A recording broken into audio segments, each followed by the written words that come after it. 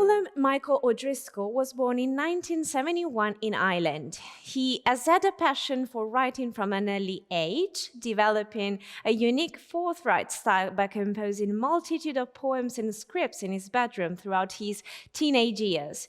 Working with the public helped him empathize with the many of the masses who encounter difficulties that go unseen or unheard, whilst realizing his own shortcomings.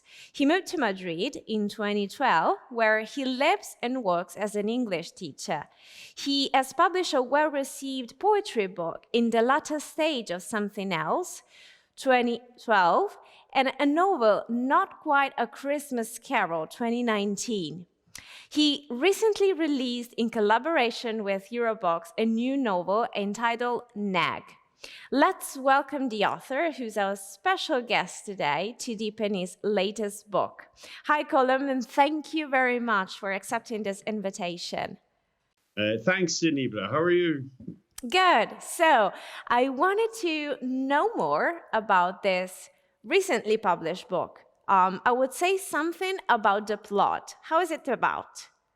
So I had been sort of writing other books that tended to be more fiction than non-fiction. So it just arrived at me that there was a lot of evasion in a lot of what had been written.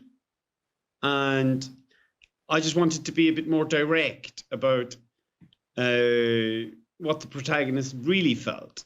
And a lot of the times, trying to get in contact with that conscious streaming thought that happens, you know? And trying to decipher that, and then trying to work out what was actually relevant and what wasn't. And so we follow that journey as he discovers what he truly feels, as opposed to a lot of the noise or the information that he receives that leads him to a confused state throughout the journey. In this interesting combination, as you said, between fiction and non-fiction, I would like to stop for a second on a concept that I personally loved while reading the book, the ephemerality of existence. How is it expressed in your book or touched? And what's the message around it you would like to transmit to your readers? We spend a lot of time, and I think he was discovering this, that we spend a lot of time doing what we think others think what we should be doing. And our lives are very short. And we are rarely true to ourselves because it is a difficult journey. Because I don't know if you've heard of Gabor Mate, which I found out later, when we are young, we need help, support from our families, and that's acceptance. And then as we grow older, we are looking for authenticity and how much of an authentic life do we live? And that's his journey, and trying to figure out what is authenticity to him, as opposed to, I suppose, for a better term, the bullshit. Excuse me if I can use that term or that word. And so much of it is meaningless. A lot of our life is meaningless because there is no value, particularly in materialism, which is the world he grew up in, and the Western world in general. Is you need to prove this and you need to prove that, do it for your family. And it's like, really, is this it? And then people wake up at 30, 40, younger, and they say, is this really my life? Is this what it's all about? And then it's trying to navigate that path and trying to be true to yourself and understanding what you really want. Whereas someone might say, oh, this is wonderful. And then you might look at it and say, actually, no, it isn't. And then you go to a place where you do find peace and you do find contentment and you do find joy. And that's the idea, that when you start looking back and in the vastness of time that we are, that it is very, very short, very brief, our existence.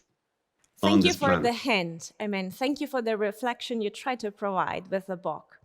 Now, I would like to ask you, is there a specific target of readers who can access the book, or is it a reading for anyone? Yes. Is there? I think it would be more. I've only had a few people who've started reading it and started giving me some feedback. And it is surprising me the people who are finding a relevance to the book. And you're finding a relevance to it? And it's like, yeah, I can get this.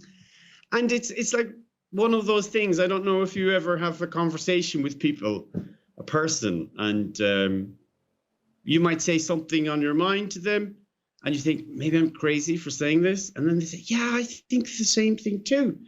And then you say, wow, that there is a correlation or a communication between people that we don't say. So I'm finding that it is a lot more general than I thought. And I had no idea about specific ideas.